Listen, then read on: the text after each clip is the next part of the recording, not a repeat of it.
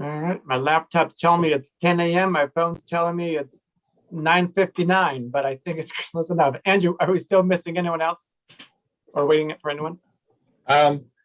We should have Tim Holmes and Keith here. I see Michael signing on. Keith and Andrew will not be attending. Oh, I'm sorry. A note came up about a different meeting, a Zoom meeting, a Teams meeting thing popping up here. So yeah, I would like to make sure we get Tim here. Let me make sure there's no. He's got the invite. He should be here any moment. He's usually early to meetings. We'll give him a minute there then. Hey, Good Aaron, morning. do you mind checking to make sure Tim isn't having a problem getting in? Wait, Sorry, Andrew, was that for me? Oh, there we go. Tim is in the attendees. Let's see. How do I get him? Allowed to talk? How do I move Tim to a panelist? You're asking a group of people who don't normally do this, but here you can. I If just you- did it. There we go. I was the, gonna say, if you right click on it, it should be able to allow you to move them over. I got it. I think you're here. Tim, you can hear us? All right. Hear you. Can you guys All see right. it through or just hear me? With this host stuff comes great responsibility. Andrew, I think Tim is still an attendee. You unmuted him, Oh, but Let if me he see. ever mutes himself again, you're gonna have to go through the same process. So if you right click on him, it should be able to give you the option to move him over. Yeah, and it looks All right. like Keith is in the attendees as well, Andrew. yeah. All right. Under more, promote to panelist. You've been promoted, Tim. Join as a panelist. There you go. And Keith should be coming over too. And Dalvin, hi Dalvin. Okay, I should be unmuted and allow you to see me. There I am. Hi, All everybody. right. Hello. Morning, Tim. Good morning. I think we're good to go. All right. Director then Spada, President we'll Spada. call the meeting to order at 10:03. I guess, Andrew, will you mind taking the roll? Taking the role, certainly. President Cepeda Here. and Director Weiner. Present. All right. All members present. We're all here. Perfect. Do we have any public comments? No, we have no written public comments, and from our attendees, it's Dalvin. Unless Dalvin has a comment, we're good there too. Perfect. Now we'll go on to the matters from the staff. We have the minutes. And we have the minutes. We hear a motion to approve or accept the minutes, I should say? So moved. I will second it, even though I wasn't here for them, but I will second it because I'm going to trust Director Weiner that he was here. So I'll second it. I was physically here. More than be there. All right. All right. Then Thank you. minutes pass. Through the chair or the board president, if I may ask a question. Yes, please. And actually, this is for Andrew. Does it make sense to bring Dalvin over since he's taking notes in case he has any questions on the notes he's taking? That way he can chime in. I certainly could. I was just following what Brenda told me to do. which I often find the best thing to do. But I don't see why not. If he wants, he's been promoted. He could Thank come you. over and ask a question if he'd like. Okay. Perfect. Thank you. Are we able to go to the next item, Yes, sir. which I guess will be the charter? Yes. And this item's on here. This already came to the full board, but I wanted to place this here, Chair Sabeta, in case the board, you and Director Weiner wanted to review and go over the committee charter, or if Council Collins had any comments on it. But I know this was already addressed at the full board, but felt it would be useful to have it on the record, if nothing else, on our infrastructure committee meeting. Thank you. Director Weiner, any questions on it? Or No. comments? No, it seems complete and but my understanding of what we're about. So Okay. it was good. Since it's just for review, I don't think we need to take a vote since it's already been voted on at the prior meeting. So I have no questions on it. That's correct. There's no actions on any of these items beyond the, accepting the minutes. Perfect. Claire, any comments on that or anything that you may have? No, thank you. Then moving right along then. We have an update on GHG emissions. Yes, sir. We have Tim and we have Keith here today, and we have a couple of agenda items that all sort of build upon each other. And as we know, in our strategic plan, we have a goal to have net zero emissions by 2031. And we have developed a climate action plan, which identifies, including the baseline report that Sage had done for us on our greenhouse gas emissions. And what I've asked Tim to do today is he's just going to walk through a little bit of an update on greenhouse gas emissions, reductions, and tracking, and explain a little bit more again of what they are and what we're doing and what our major sources are. And then what's been identified clearly from that is that our operations at the plant processes are far and away the largest. And then Keith is going to talk a little bit about the Clean and Green project, which give an update on where we are with the status. And then that can lead us into a little bit of a discussion of what the future looks like and what else might be possible in the future. But as you'll see here in a moment, the next few years, we're going to take a big chunk out of our greenhouse gas emissions through the Clean and Green project implementation. And with that, I'm going to turn it over to Tim and give us some background and sort of set the stage. Okay, thanks, Andrew. Tim Holmes with Kenwood Energy. I've been working for the district for quite some time, actually, and we are consultants. So we just try to, our goal is to do everything we can to help the district make its best decisions related to energy management, costs, and greenhouse gas issues. So Sage did the report, and we were actually working with John Haig at the time, and we did a peer review of the report as the report was being done. So, it was a good report, and, we had a few comments, but for the most, Sage does a nice job. So it's, they did a good job on this one. But a little bit of background is, this first slide is just some background information, is the wastewater treatment facility emits more than just carbon dioxide. It also emits a lot of methanes and some nitrous oxide. Methane, you can see in those parentheses, it's 25 times as powerful as carbon dioxide at greenhouse gas issues. And nitrous oxide is 300 times as bad as carbon dioxide.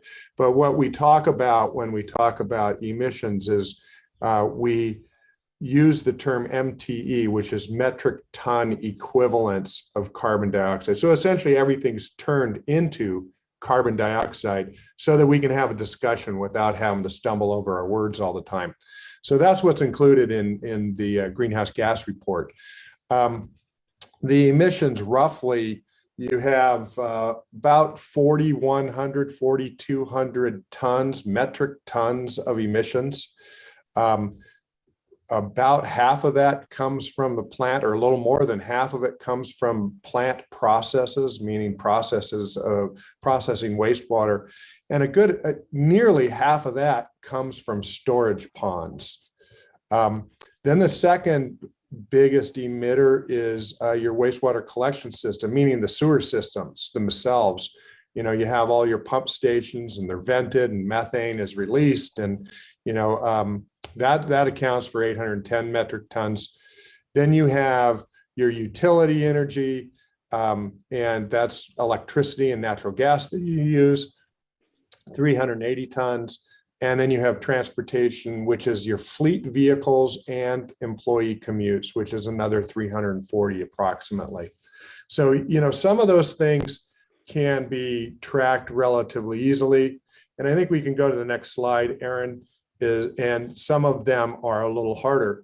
You know, the processes, in order to evaluate your emissions related to a process, there's a modeling tool that is publicly available called BEAM, and I forget what BEAM actually stands for, but it's a tool that can be used by anybody. We enter in a ton of different data points and it calculates what your emissions are. Some things, you know, we don't have information on, and we have to make assumptions, and some of those assumptions can be have a big impact on emissions. So to track reductions in greenhouse gases as time goes by, we need to update those inputs. And some of the things, like, I don't know if I'm jumping into somebody else's part of this, but in the project that we are doing now is we are replacing your flare, but we are also putting a meter on it so that we can figure out how much gas actually goes through that flare. And hopefully with some of the other things we're doing, virtually no gas goes through that flare. But in the model that was done by Sage, they had to basically take a guess of how much gas actually goes through that flare. Energy use is different in that it's been very accurately measured over time.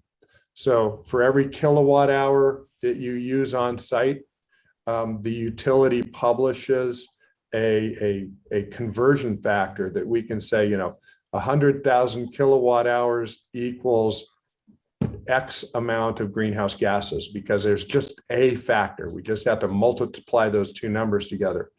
So as we move forward and we do things like install solar systems, improve efficiency, install a cogeneration system, these things are going to reduce your electric use. So we should be able to quite easily track what your future emissions are related to what they were in the past.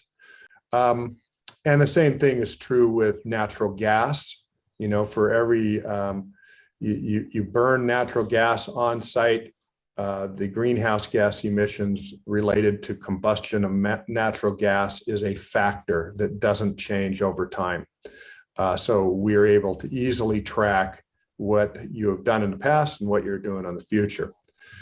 You know, there are other things such as impacts on methane and methane use in the facility. This project we are doing has a cogeneration system, which it did not have before. So we're going to divert, we're improving the efficiency of the digesters so that they will create more methane and more methane that can be captured. And what that means is down the process, there's less methane that would be emitted to the atmosphere. We can capture that methane and we are going to combust that methane and use it to generate energy. So that can reduce greenhouse gases. That's we can capture and measure. Again, we're going to meter and measure that methane. But in the past, the BEAM model was based on, again, some assumptions as opposed to actual measurements, because plants weren't built then with greenhouse gas emissions in consideration. So they didn't even think that they needed to measure these things. And in some cases, there will be some increases. We're going to reduce natural gas use by installing a cogeneration system and capturing the waste heat and things. But there are other things we're going to do that might actually increase natural gas use. So we're going to be able to measure both of those things, and because of the changes in the process, and we can net that stuff out fairly easily.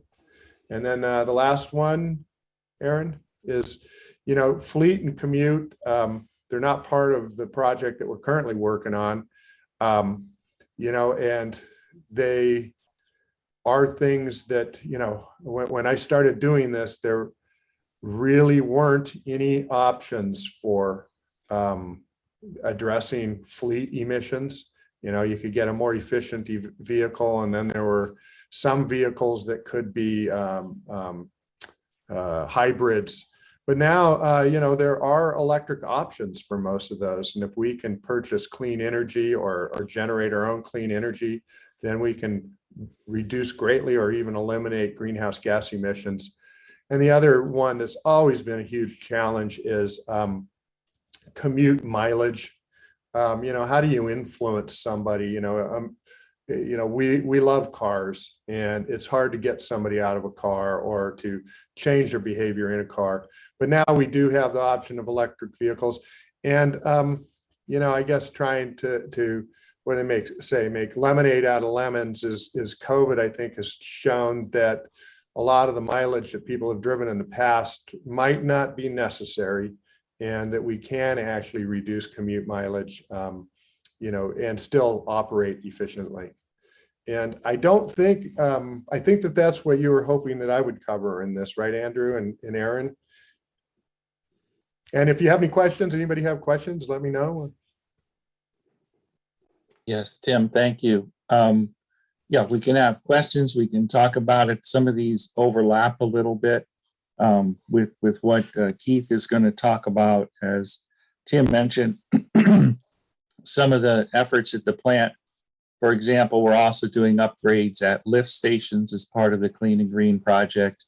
And that will include some solar generation at those stations, as well as some of the other lift station improvements will be, for example, improvements in the efficiency of the pumps and motors. And so in the future, we'll try to report out on some of that on staff reports, et cetera, to say if there's a capital project, what did that capital project, instead of just making a statement regarding, consistent with the goals of the strategic plan, we can talk about, well, how is it helping to reduce greenhouse gas emissions? Some will and some won't, but we can mention that in there and keeping in mind the strategic plan. And I see, Director Weiner, you have your hand up, so I'll stop there and see what your question is. Yeah, I wanted to see I was copying down the percentage, not the percentages, but the actual metric tons of CO2 produced by category. And I didn't get down the metric tons for the utility and the metric tons for the transportation. So I was interested in those numbers. Sure. For the utility, it's 379.8. And then for fuel consumption for transportation and equipment is 341. And those are available in the SAGE report, the greenhouse gas baseline report that they did. So if you don't have that, I'm sure anybody could send it to you, or let me know and I'd be happy to send it to you.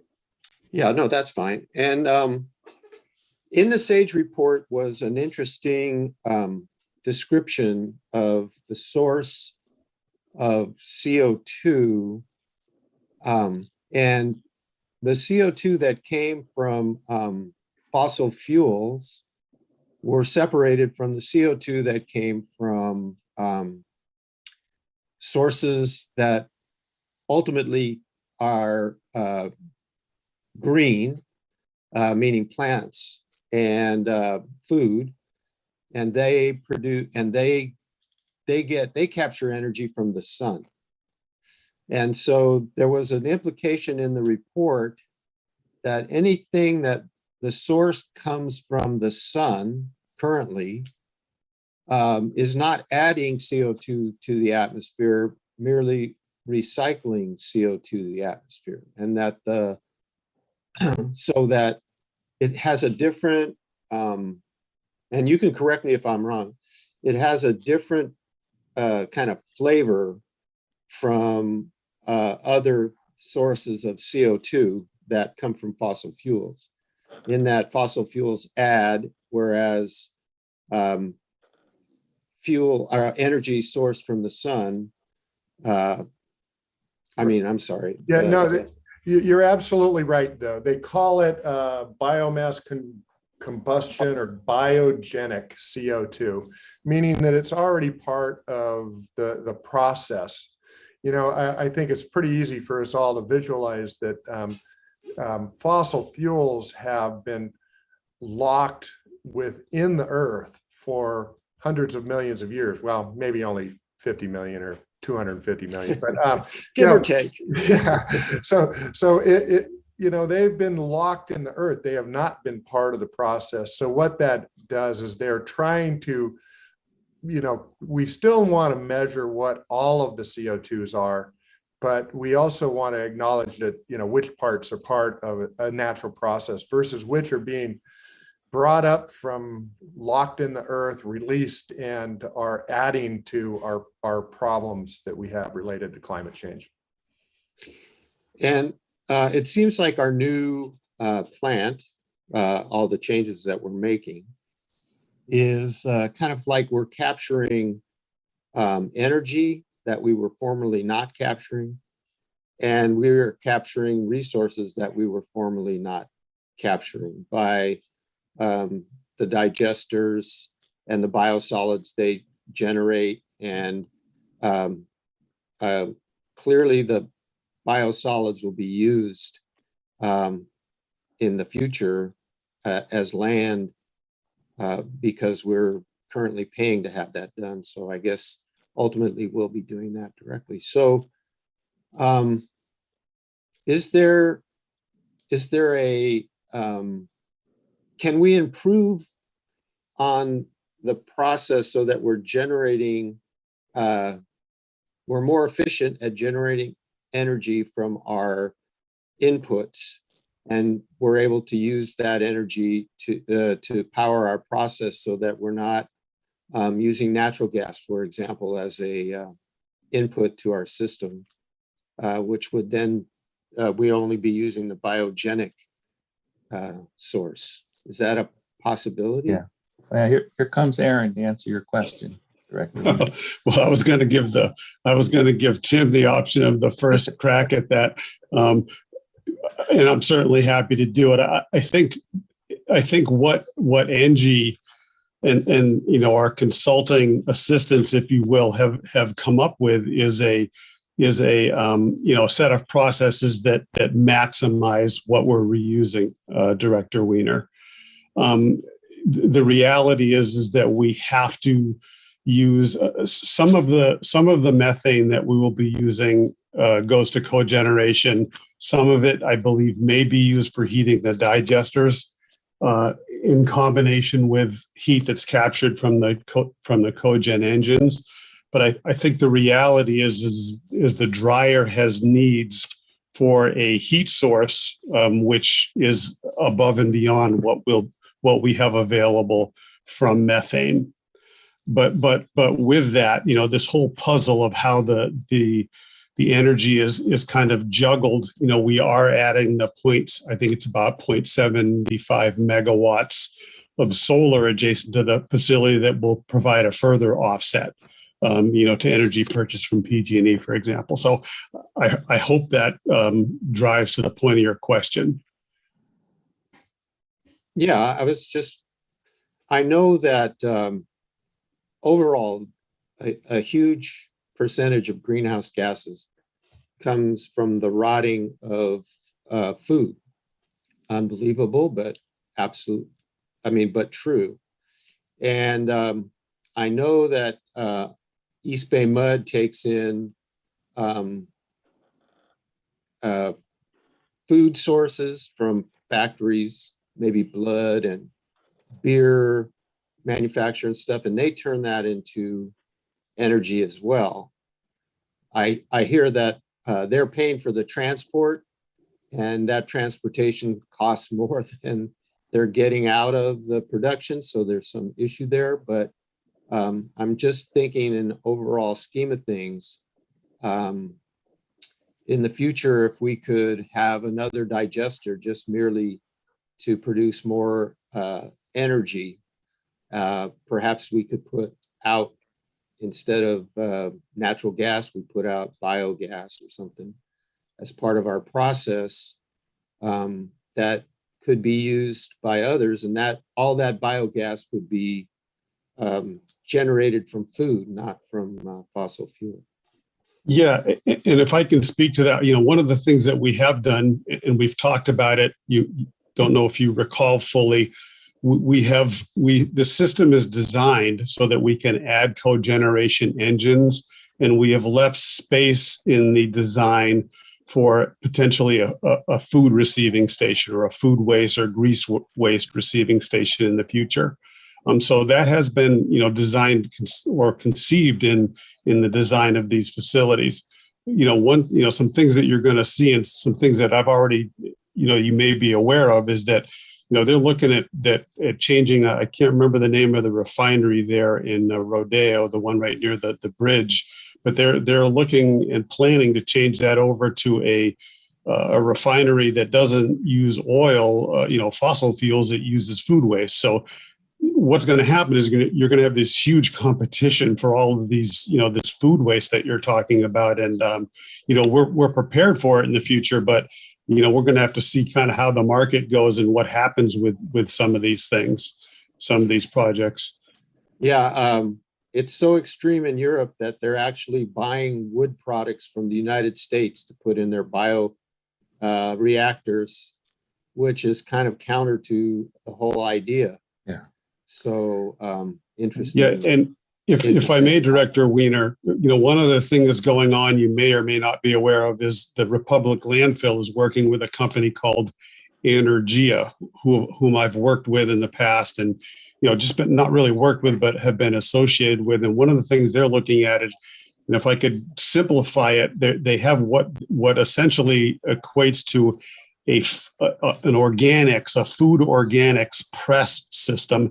And I don't know that much about it, but what it does is it takes the food materials, these food waste materials, and actually squeezes the organic component into that can be liquefied out of them, and that's used. That will be used in some capacity, possibly to feed a cogeneration system at the landfill. So there are just a lot of these little pieces of the puzzle in various places, if that makes sense.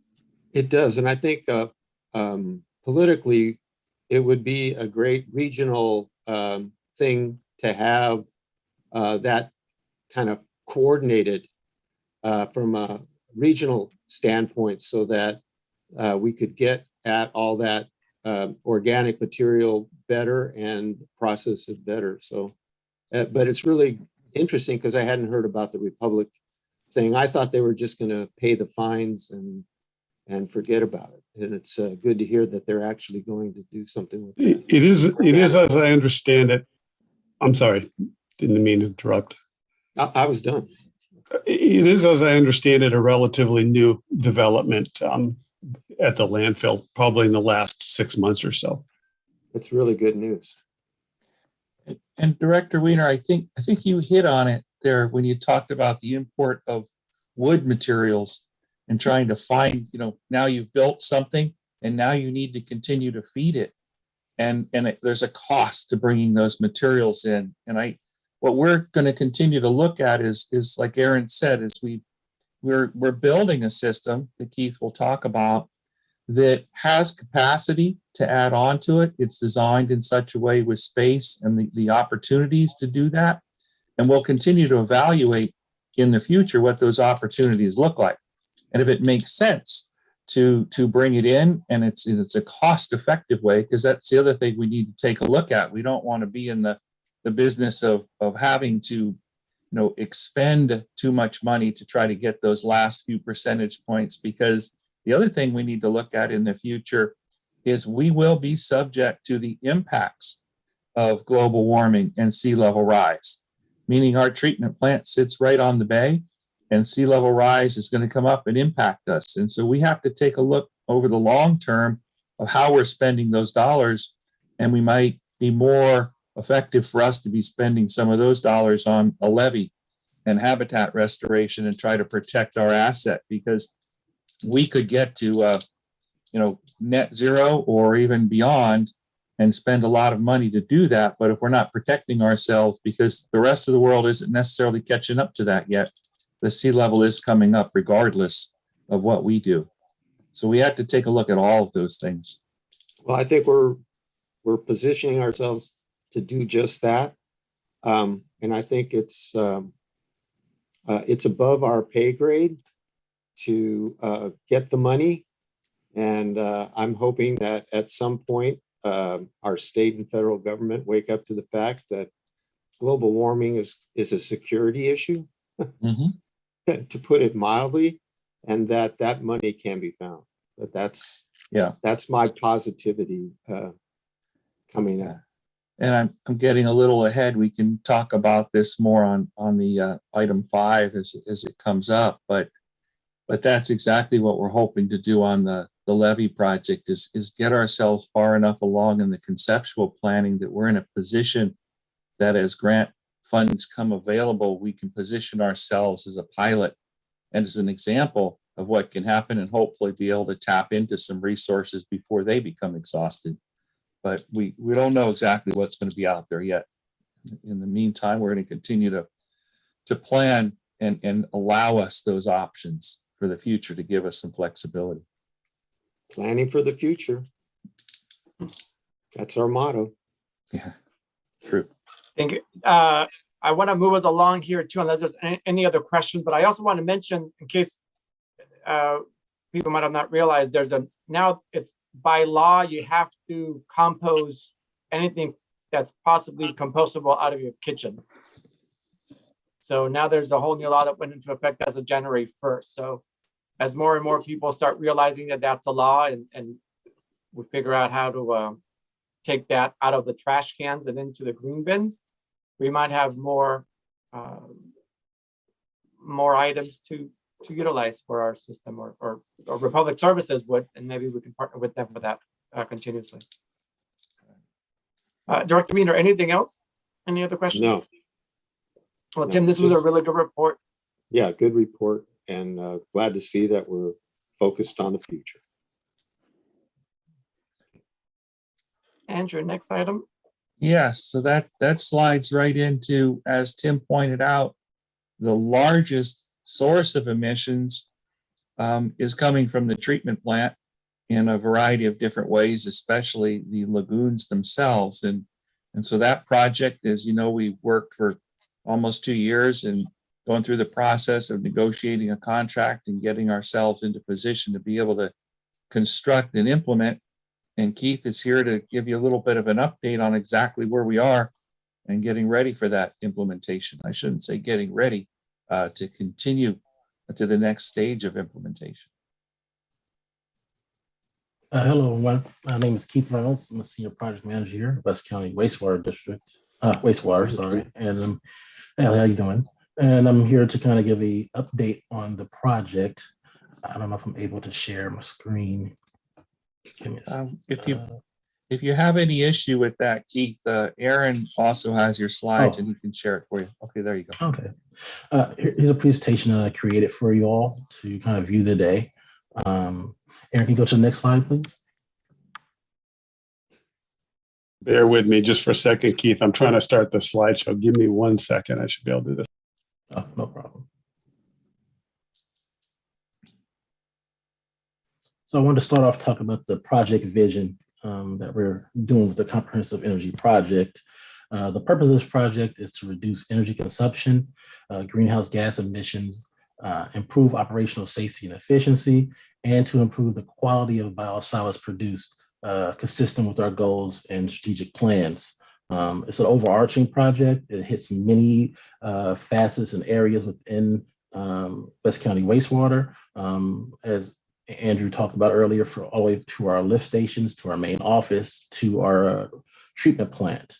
It's a pretty large project that is definitely taking greenhouse gas emissions into account and trying our best to reduce them in pretty much all the areas that Tim talked about earlier.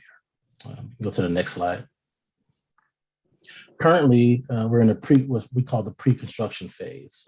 We've already reviewed the 30% design that is complete.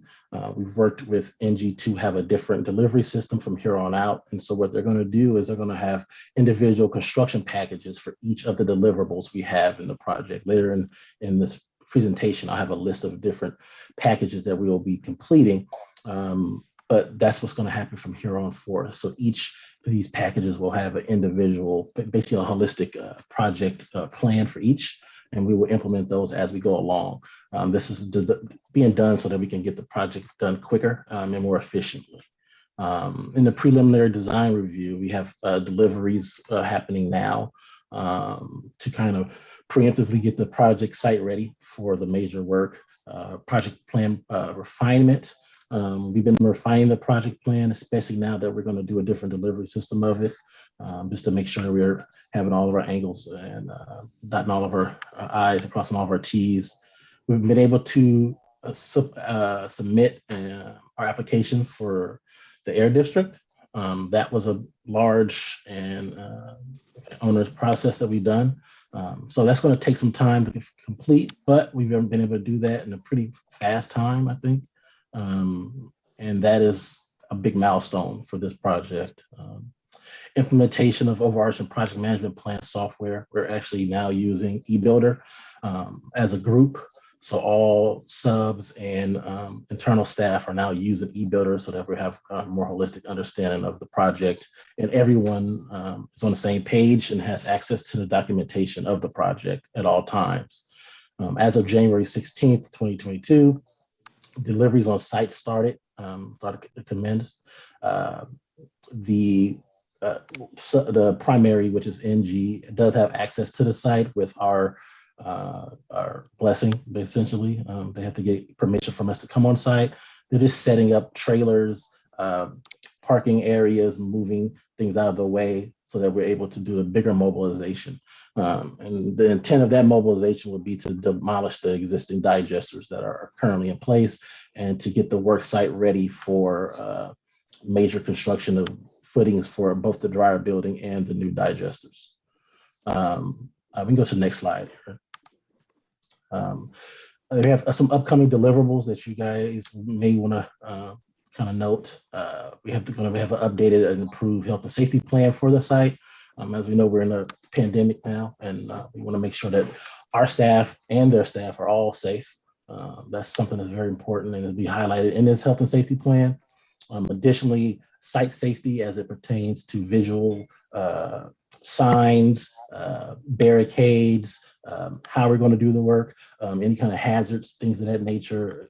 All those type of things will all be a part of this health and safety plan, and it will be implemented throughout this project. It also will be made available to our staff, and so that they understand what will be required of the project and how we're trying to keep them safe as a whole.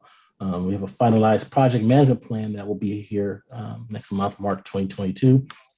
Now we're taking into account all of the changes that we've made. Now that we have a full grasp of this, this is a design build project. It's a little different than traditional projects. We kind of have to create a project after it's been assigned, and then that's why we are finalizing the project management plan at this stage. That we now have a full understanding and grasp of the project, the scope and breadth of it. And also in March 2022, March is a busy month. We have a revised total project engineer and construction schedule. And so because it's a design build, we have to kind of work out the kinks of what is going to be installed. And now that we know what we want to have installed, or kind of about 90% of what we want to have installed, we can have an engineering and construction schedule. So now we can really dictate what we're going to do, when we're going to move, and how that's going to be designed fully. And we'll have that schedule, and we'll be able to provide that in March. April, we propose our first completion of the digester plan set. As I said earlier, there will be multiple plan sets for this project. the digester will be the first and most important. And it'll be a complete plan set with specs, design, health safety plan attached. All those plans will be attached for that plan set, as well as all the additional moving forward. Between March and April 2022, you'll start seeing digester demolition. That is the current train of thought. And at that point, there could be some hazards, and we'll definitely, address those as we go along and have the safety plan address those, how those hazards be dealt with and disposed of. If you look down at the asterisk, you'll see the remaining deliverables after April 2022. We have our rotary drum thickeners, we have primary clarifier upgrades, aeration blowers, and photovoltaic panels, as well as some pumps will actually be replaced to make them more efficient items in our process. We go to the next slide. Here you'll see a graphic that I made. It's essentially showing a route of trucks, contractors within our treatment plant. You'll see that we're trying to keep them away from our staff, especially due to us being in a pandemic currently. We're going to have them away from our staff so they're reduce the risk of infection of our staff if something happens within theirs. You'll see some red boxes. Those will be kind of parking areas for their staff. You'll see the black boxes. Those are considered lay down yards or areas where they will have kind of equipment, trailers, things of that nature.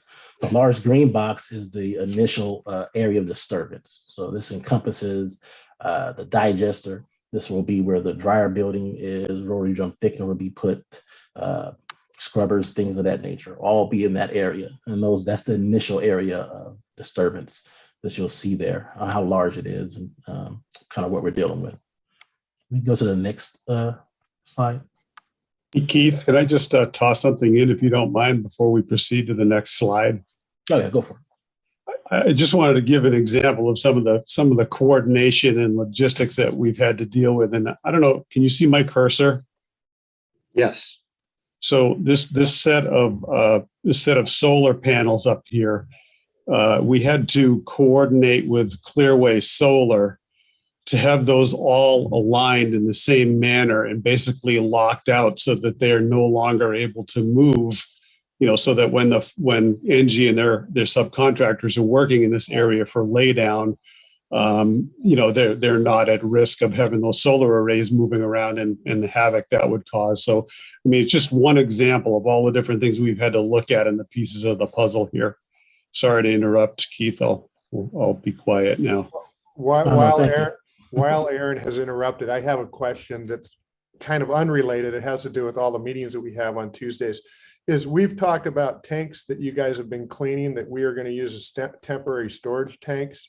Which ones are those, Aaron? Those are those two right there. Okay, thanks. Mm-hmm. And that's another form of the kind of coordination that we have had to do. Getting those tanks cleaned and as well as inspected for structural integrity.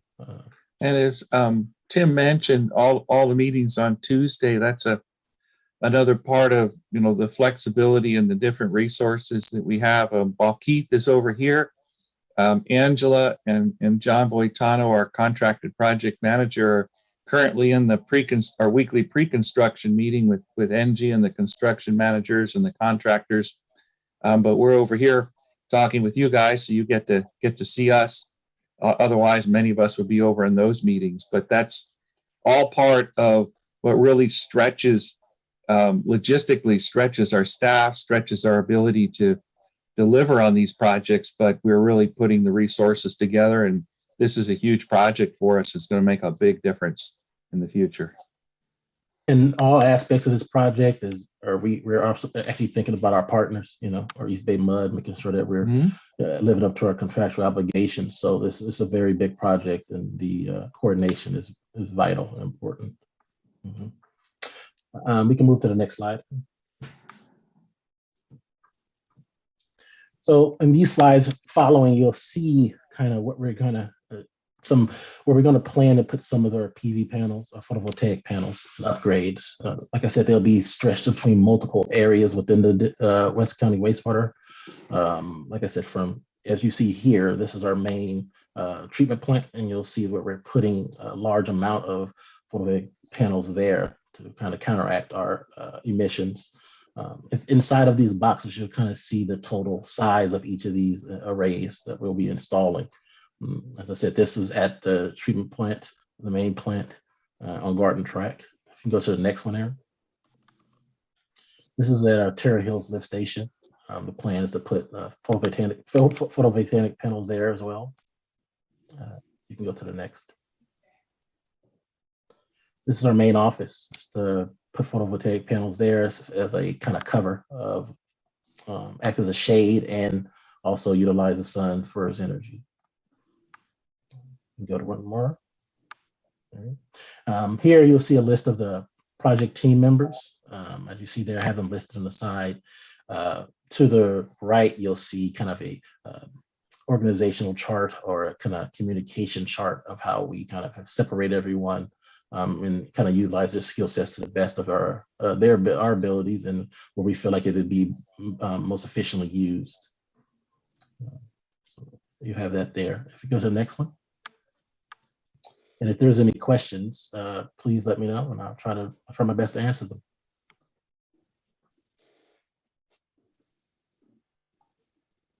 Director Wiener, any questions? The only question I had was answered by Tim's question.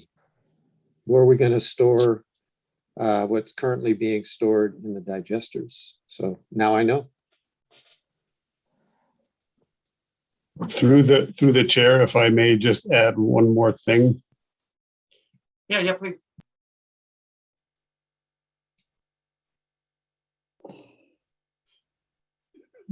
Just one more point about that question, Director Wiener. So currently Synagro is set up here. This is where they're processing. So we're pulling our process sludge essentially from an area right in here. And really, actually, it's right here, this digester, because we're using this for storage. So basically, there's a pipeline that we have, portable pipe from here to here. What we had to do was we had to set up a temporary pipeline, and we've talked to you about that at various board meetings. That goes essentially along this route. You see, I think it goes this way, and to these tanks here, because we have to now feed these tanks and then bring the sludge back over to Synagro. So I just wanted to point that out. That's another, logistical thing we've been working through, and that pipeline has been constructed now, and we're pretty much ready to go. We'll just need to drain down the rest of the product in this tank, hose it out, and then that'll be ready for demo. But sorry to interrupt, but I just thought that was worth pointing out as we're here talking about it. Yeah, once we have the final mobilization date for demolition, I think a couple of days before, we're going to start using that path that Aaron was kind of illustrating for sludge diversion and then pressing. Yeah, I'm pleased to know the proper language for poop product. I like it.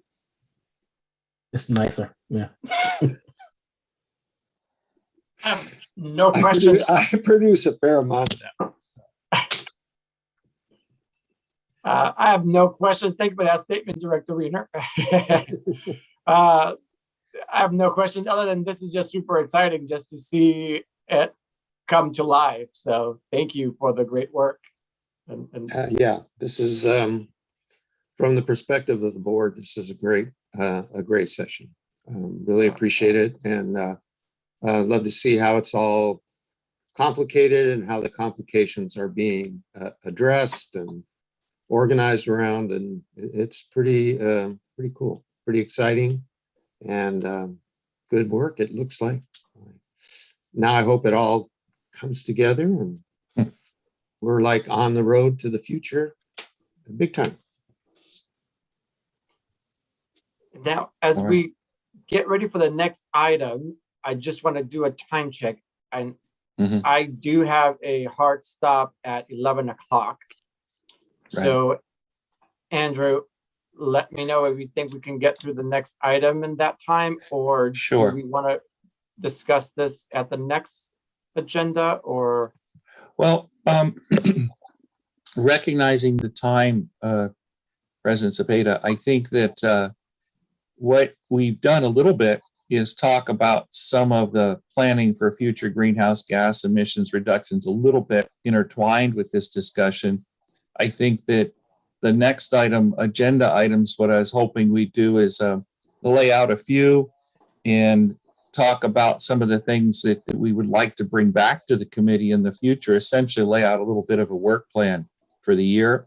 And if nothing else, at least for the next 3 or 4 months, that puts us in a better position to be able to get the people together and what we, who we need to have here to talk about things. So we're a little bit more prepared. This is an informal discussion. We'd like to be able to keep it that way. And it makes it a little bit easier for us to bring all the people and the issues to bear here. But that being said, I think if we want to move to the greenhouse gas emissions, Director Wiener, you brought up some of these questions at a earlier Finance and Planning Committee from last year, and I had promised to say we'd try to put this into context, and then at the Infrastructure Committee and talk a little bit about planning for the future and how we go about doing that. And I think what I was trying to show here is we're fully engaged at going after the largest sources and are staging it in such a way that we can make additions and changes for the future. But I think that a good discussion, either now or at another meeting, would be taking a look at the climate action plan and talking about how we're going to be updating that and identify, as it says in the climate action plan, some of those other actions and things we can do in the future. And they're at a planning level stage, and we're coordinating with other working groups like the Biosolids Coalition. We can have them come again and talk about where we are. Joe Neugebauer could give us that update as all of these things come together. So I think, Chair Cepeda, we could talk a little bit more about that right now, or maybe just slide it into the item number 6, where we talk about, what items we want to bring back here in March and maybe some of the future months. Yeah, if we're able to maybe combine them, because I think they'll go together anyways, right? As we're trying to plan, and that's future agenda items as well. Yes. Director Reno, what do you think? 9 minutes of whatever you got would be fine with me. And then for the next one, if we just time it out, and I apologize, this is my first meeting on this one, so I have to schedule some other or remove some of the other items around. So next time I'll try to get some more time at the end here. But Andrew, you want to lead us to what you may need from us, or Director Reno, do you have any suggestions on future agenda items?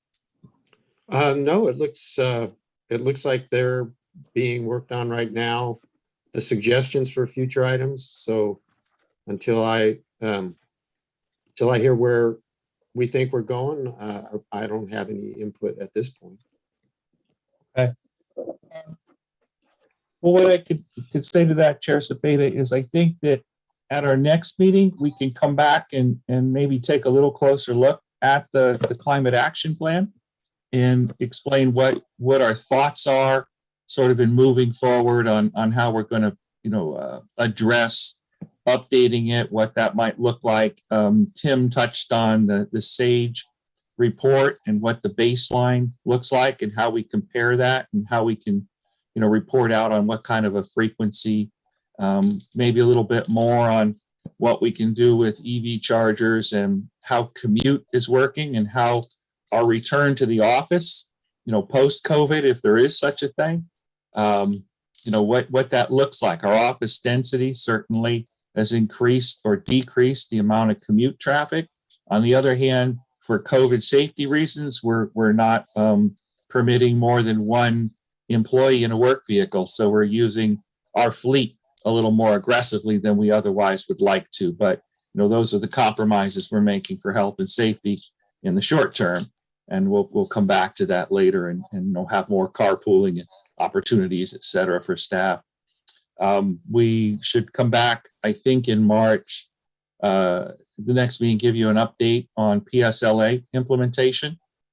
And then also in staff reports, sort of how we think we can address the strategic plan goals of greenhouse gas emissions and maybe talk about that a little bit more in staff reports when we have capital projects or operational changes, that instead of simply saying consistent with strategic plan, we could say something along the lines of the motors that we're installing will be more efficient and we'll have, be able to reduce some greenhouse gas emissions, and basically demonstrating that the real key to moving this forward and making these changes is following the strategic plan, the work plans that we've generated, and keeping it in mind for all of these projects, that it is something that's being considered on each capital project. So they're not operating in isolation, they're operating consistent with those goals of the strategic plan. We can also come back with some levy updates. Maybe we talk to Republic and they might want to come over here and talk to us a little bit about their process and understand what they as a neighbor are up to. And at that point, maybe even see if we can squeeze a little bit more out of them on their cooperation around the levy project and see what they have to say. But that being said, they are very cooperative on the levy project. So those are a few of the ideas that we have. And if you have any others, we've got a few minutes here. We can maybe hear what they are. At this point, I wasn't keyed by the agenda for bringing anything forward. Okay. Good right now, and I'll brainstorm some more. All right.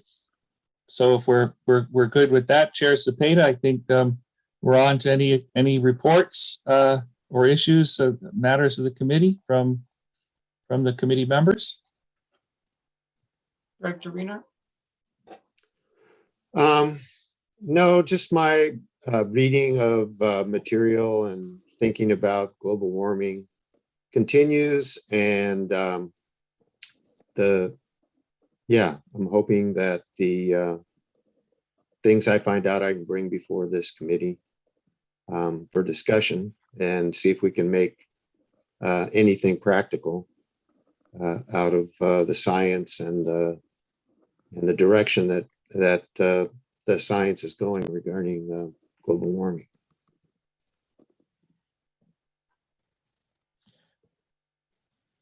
Thank you, Director Wiener. No reports from me at this time. Okay. Thank you, Chair Cepeda. I don't believe we have any other updates from staff other than just a quick response to your comment there on things that are coming up, Director Wiener. That I think is something else, just like we talked about with Republic or biosolids, that maybe we can find some other opportunities to use this committee to bring in some people to talk to us about some of the things that are happening in the field. And we have a lot of our staff are on various working groups and are connecting with other members of the industry and making sure that we're operating up to industry standard and understand what other agencies are doing. Perhaps have East Bay Mud come in and talk to us a little bit about, there's some expansions that are going on over at the Chevron plant where they're going to expand their rare facility, which will result potentially in us having additional backwash, and that will be contributing to the possibility of reducing another 1 million gallons a day of water that's being discharged to the bay by coordinating with East Bay Mud and Chevron on helping to make that happen. So we're constantly trying to reach out and work with and cooperate with our other partners. I don't know if Aaron, as a final comment, you had anything else that you can think of along those lines that might be useful. Otherwise, I think we're done here, Chair Cepeda. I think Michael has his hand up there. Oh, well, Michael. Well, certainly Michael as well. It was an accident, but hello, everyone. Hello. All right, that was a good accident, Michael. Aaron, anything? No? Anything from anyone else? I would just close by saying, if I hadn't said it before, we've already essentially reduced the emissions from the sludge lagoons 50% effective last year, 2021, when we stopped feeding the lagoons from the West County wastewater processes. So we've already started to see some of that reduction. Also, Synagro is composting X amount of the product or the material they're removing for us, which is then land applied after it's composted. So we're already starting to see some benefits. Thank you. Thank you, Aaron. That does jog my memory there a little bit. All of the agreements with Richmond, we're going to have to be renegotiating all these operating agreements and potentially revisiting some, operating agreements, JPA, not potentially, but we are taking a look at for the WCA. And so that might be something we would bring back here and have a little bit of a discussion about what we're looking at and what we're considering regarding those operating agreements in the WCA. Those are going to take us a couple of years to fully negotiate and remedy. They're quite complicated, intertwined agreements between Republic and East Bay Mud and Chevron and Richmond and ourselves. It will be a good agenda item. Thank you, Andrew. All right. It is the top of the hour, and I apologize, but I have to run. But thank you all. I think that brings us to the end of the agenda anyways. So, Right at 11 a.m. perfect. Thank you all. You have a great rest of your day. It's my dog. Bye, everyone. Thank you, Thank you. Adjournment one. at 11 a.m. Meeting adjourned. All right. Thank you.